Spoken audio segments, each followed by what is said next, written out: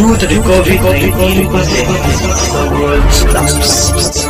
Not the determination of the to be a registered professional. Welcome to our online quiz.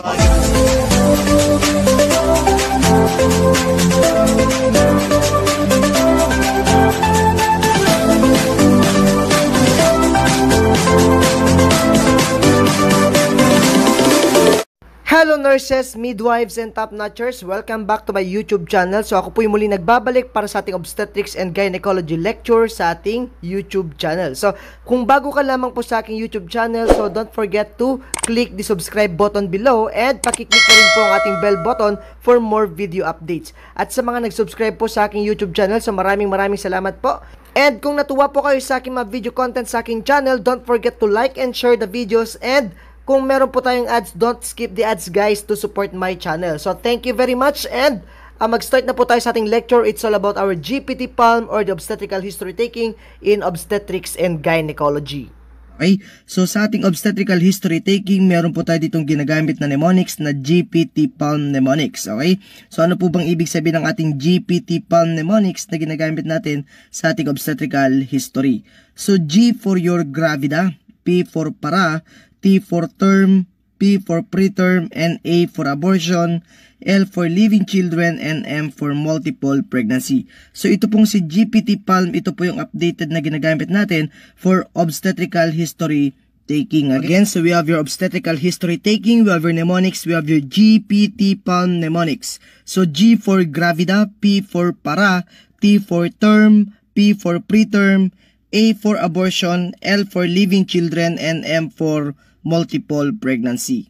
So, ano po bang ibig sabihin ng ating GPT-PAL o yung ating gravida, para, term, preterm, abortion, living children, and your multiple pregnancy?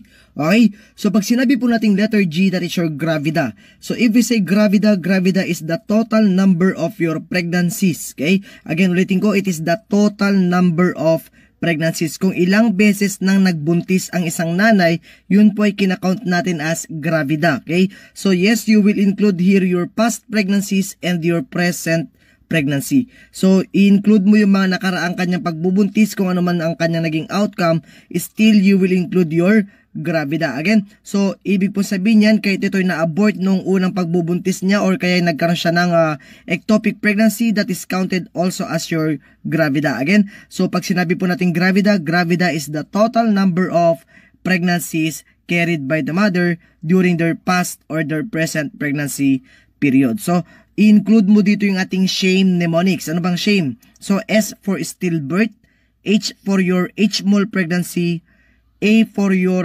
abortion, M for your multiple pregnancy, and E for your ectopic pregnancy. Again, ulitin ko, so i-include mo rin po dito yung ating mga past or previous pregnancies. Ano man po ang naging resulta ng kanilang pagbubuntis, it is counted as one gravida. Okay? So you will include your shame mnemonics, S for your stillbirth, H for your H-mole pregnancy, A for your abortion, M for your multiple pregnancy, and E for ectopic pregnancy.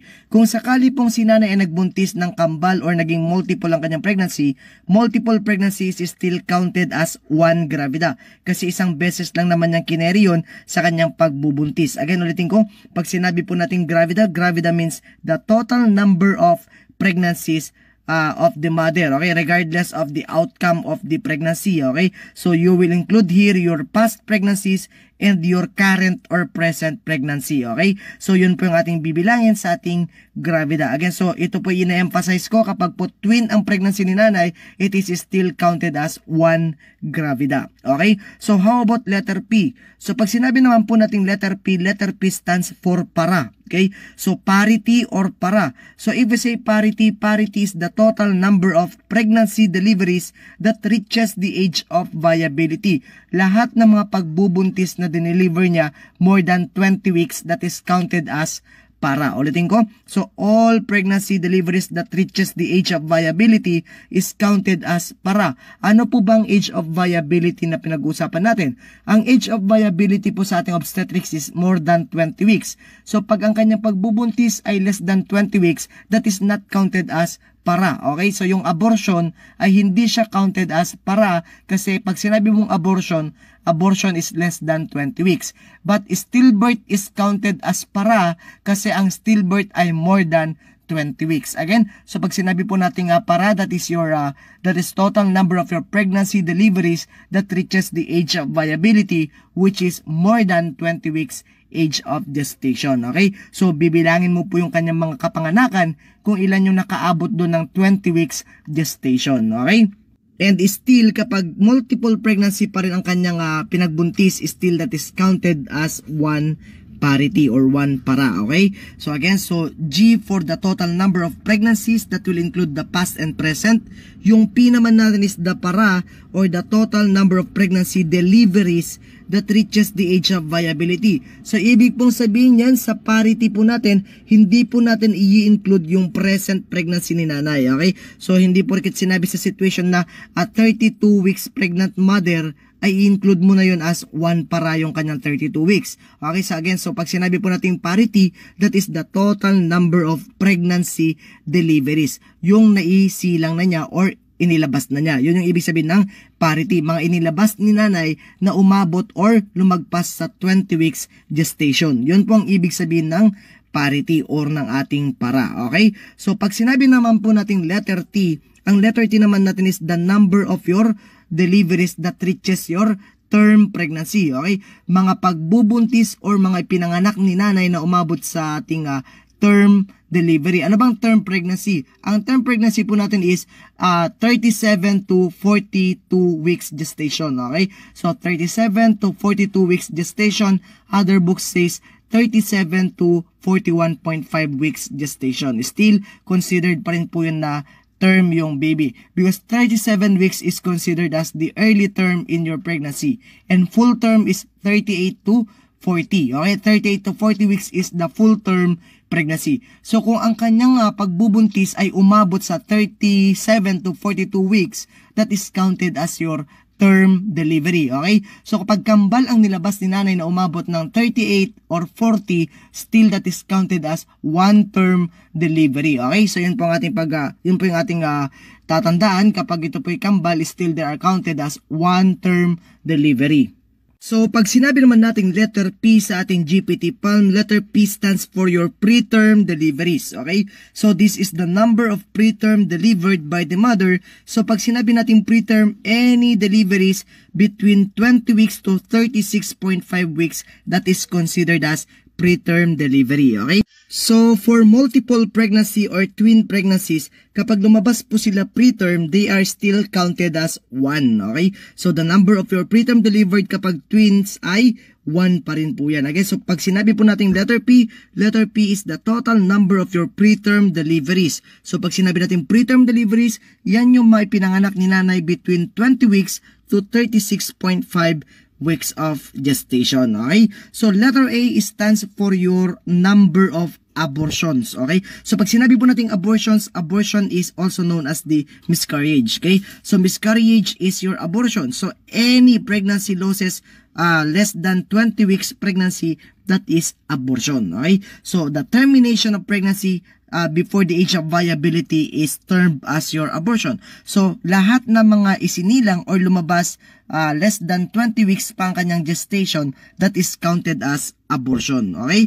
Again, so pag sinabi po natin abortion, wala pang 20 weeks, lumabas na, so counted po siya as number of abortion. And letter L, we have your number of current living children. Okay? So, that is alive after birth or that is your alive at the present. So pag namatay na sila, hindi mo na i-count ngayong prenatal visit niya. So example, pinanganak silang buhay pero after 10 minutes namatay din yung bata. So yung living niya ngayon, kung ilan na lang natirang nabubuhay ngayong araw na chinek up mo siya, yun na lang ang ibibilangin natin na number of current living children niya. Okay? So hindi mo na i-count yung mga namatay nung mga 10 minutes after birth niya or mga days after birth ng kanyang babies. So, ang mga bibilangin mo lang sa ating current living ay yung mga buhay sa kasalukuyan. Okay? Then, letter M, we have also your number of your multiple pregnancy. So itong number of multiple pregnancy, ito yung mga twin pregnancy, triplets, quadruplets. So kung ilang beses siya nagkaroon ng multiple pregnancy, yun yung i-count din natin dito sa ating multiple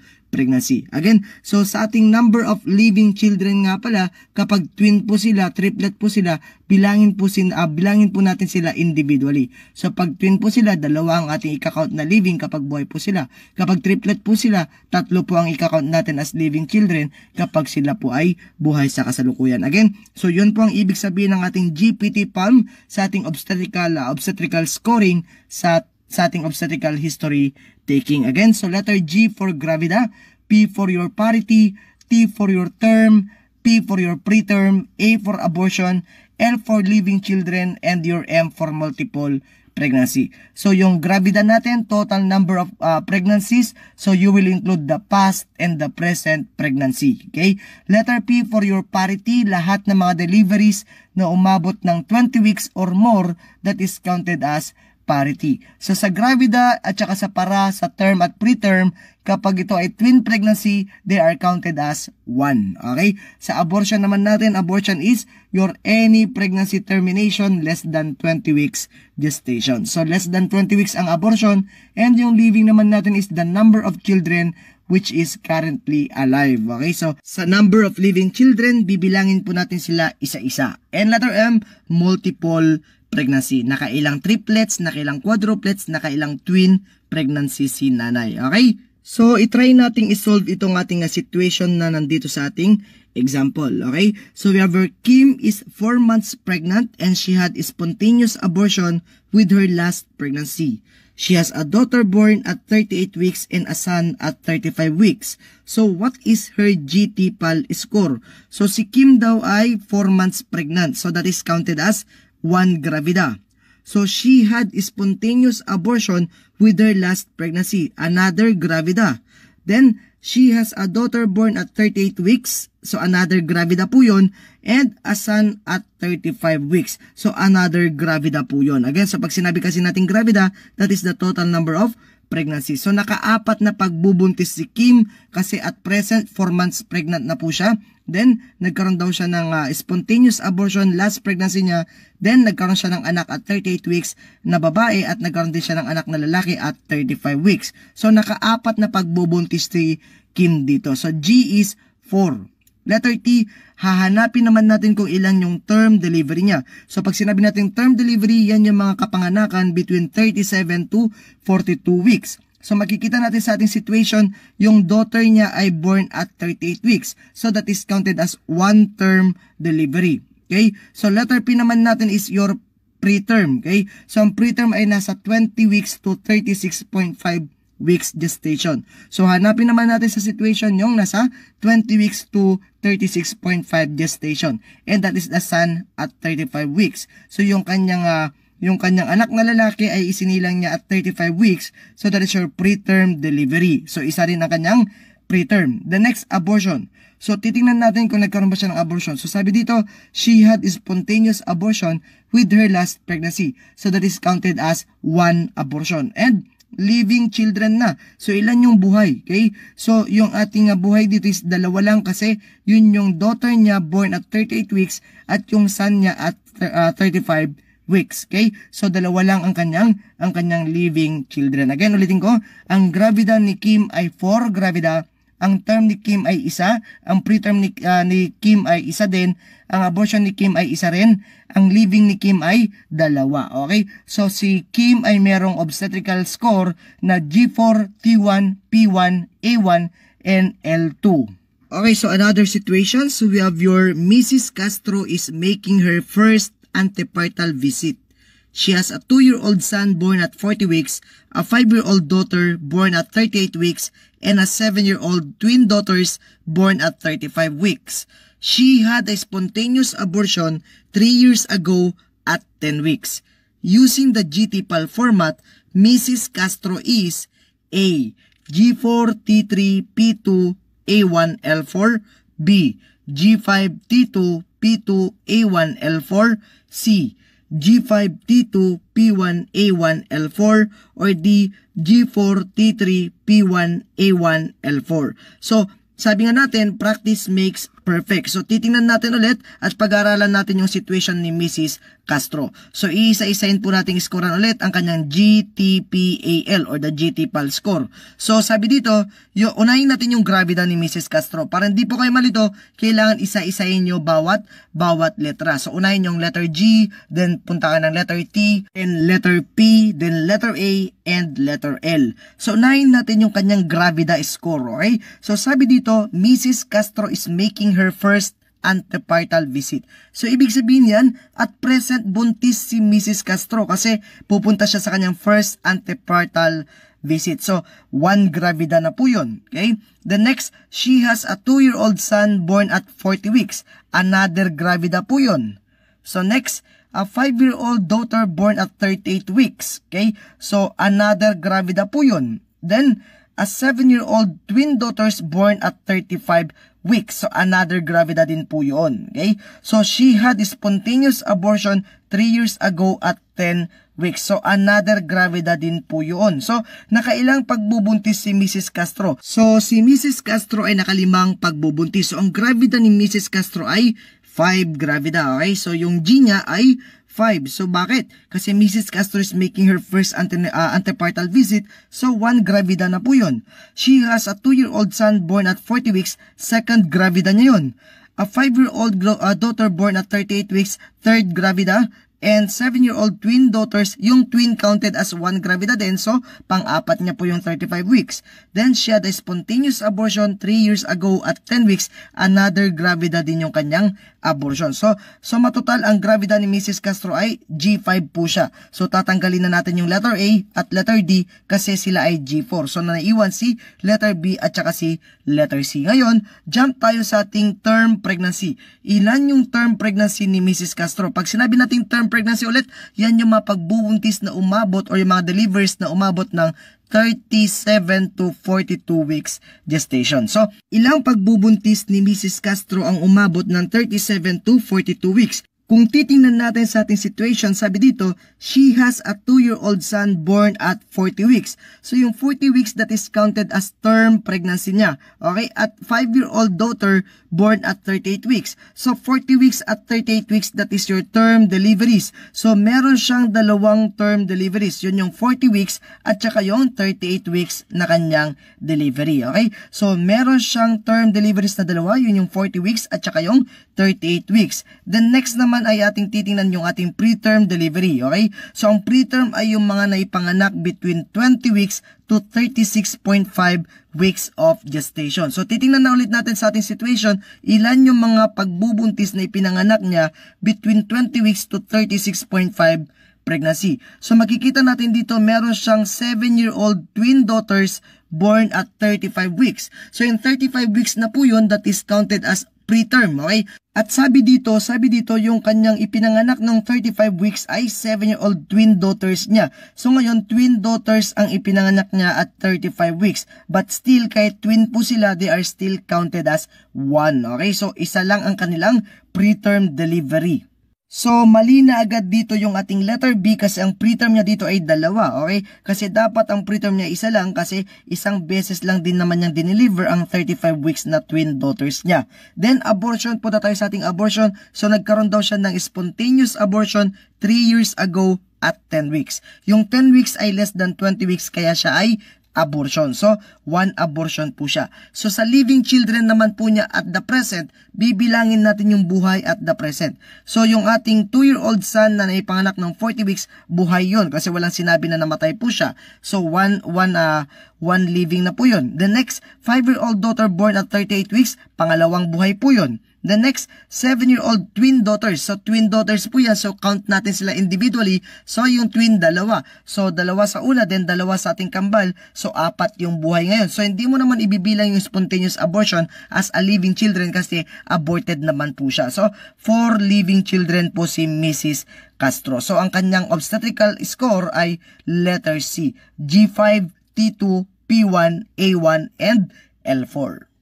Then next, we have here another situation. So, a 26-year-old female is currently 26 weeks pregnant.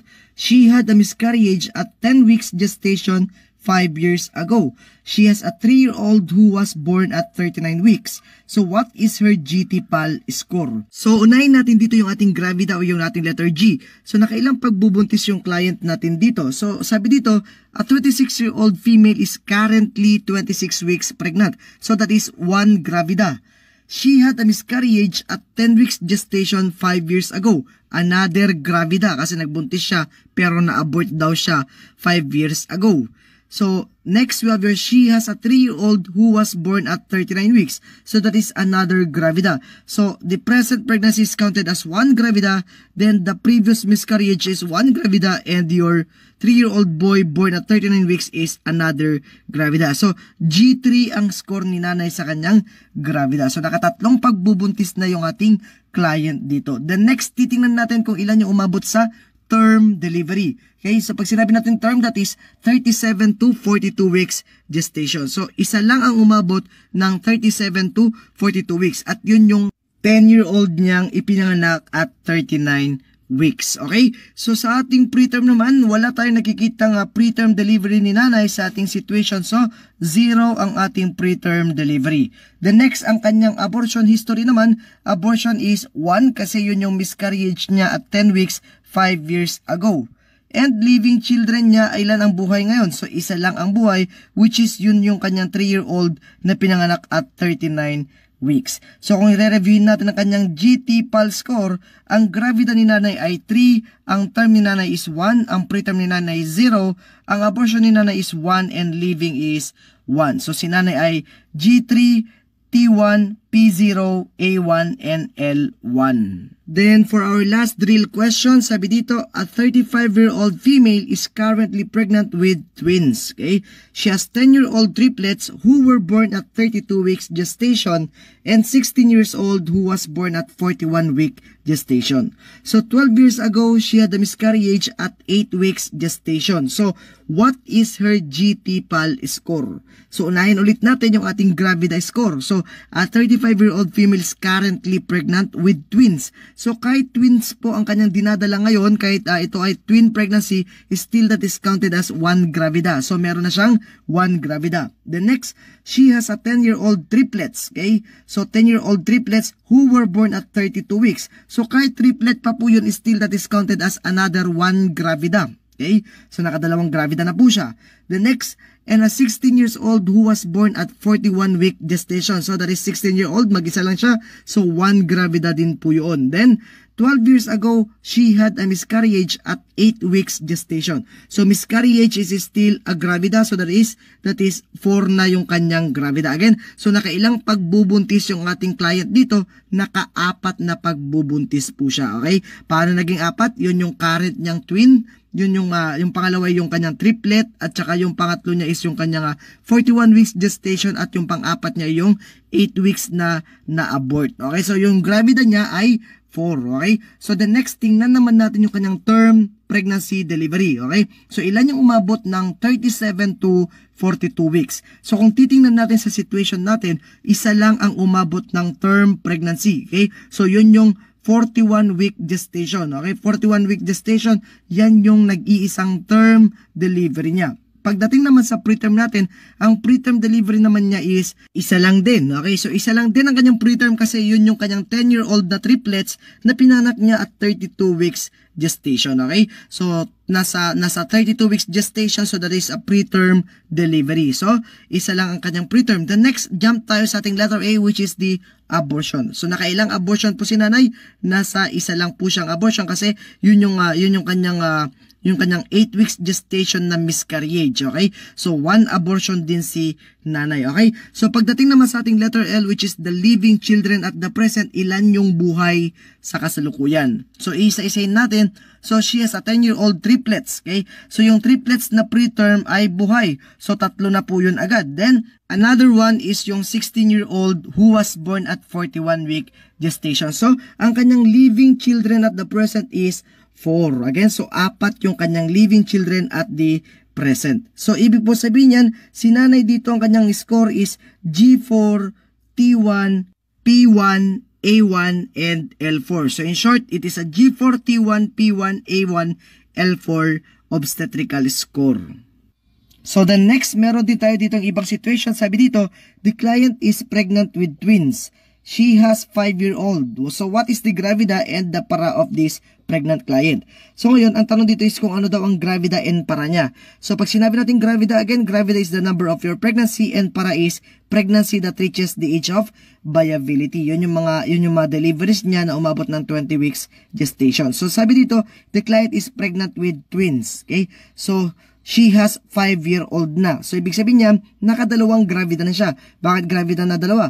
Kasi yan yung current at saka yung 5-year-old niya. Yung para naman niya ay isa. Bakit isa lang? Kasi yun yung 5-year-old niyang inilabas. So, the mother here is gravida 2 and para 1. So, gravida refers to a woman who is pregnant and parity means the number of births after 20 weeks gestation. Ganun lang po kadali ang ibig sabihin ng gravida at saka para. Okay? So, gravida na kailang pagbubuntis ka na, para ilan yung pinanganak mong umabot sa 20 weeks gestation. So, that is your gravida 2 and para woman. Then next, let's define your gravida. Okay? So pag sinabi po natin gravida, gravida is the total number of pregnancies regardless of the outcome. So you will include here the current pregnancy and your past pregnancy. So take note that each pregnancy count as 1 regardless of the number of your fetuses. So sabi ko kanina, kahit twin pa yan, kahit triplet pa yan, so isang pagbubuntis lang din po yan. Okay? So that's sure counted as 1 gravida pa rin. Okay? So number 2, we have this term known as the nulli gravida. So pag sinabi po natin nulli gravida, nulli means no prior pregnancies. So never been pregnant woman is termed as your nulli gravida. Di pa siya kailanman nagbuntis, ang tawag po doon is nulli gravida. And number 3, we have your primi gravida. So pag sinabi naman po natin primi means 1. Okay? So primi gravida means currently in her first pregnancy. So a woman on her first pregnancy is termed as your primi gravida. And if we say multi-gravida or the secondary gravida, okay, multi-gravida or secondary gravida means 2 or more pregnancies. So including the current pregnancy, kaya siya tinawag na multi-gravida. So pag nakapangalawa na siya or pangatlo, pang-apat, that is termed as your multi-gravida or your secondary gravida woman. Again, so pag sinabi po natin gravida, that is your counting of your total number of your pregnancies regardless of the outcome of that pregnancy. So each pregnancy count as 1 regardless of the number of fetuses. Kung ikaw ay never been pregnant, you are termed as nulli gravida woman. Okay?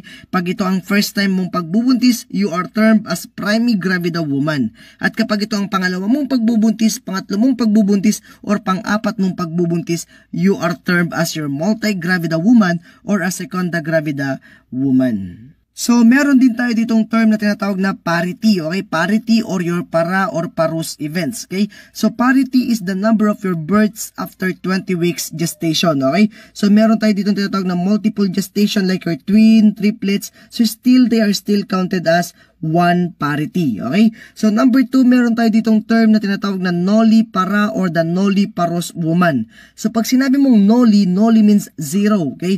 0 or no prior births after 20 weeks gestation.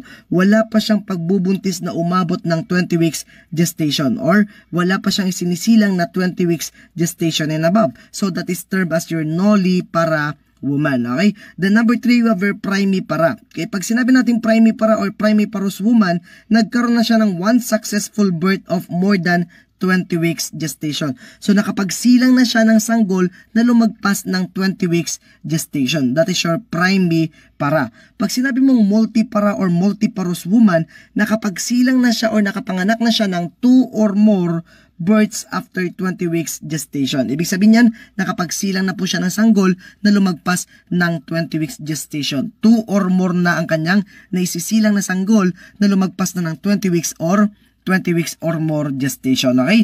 And pag sinabi naman natin number 5, the grand multipara or your grand multiparity, and that is a common board question.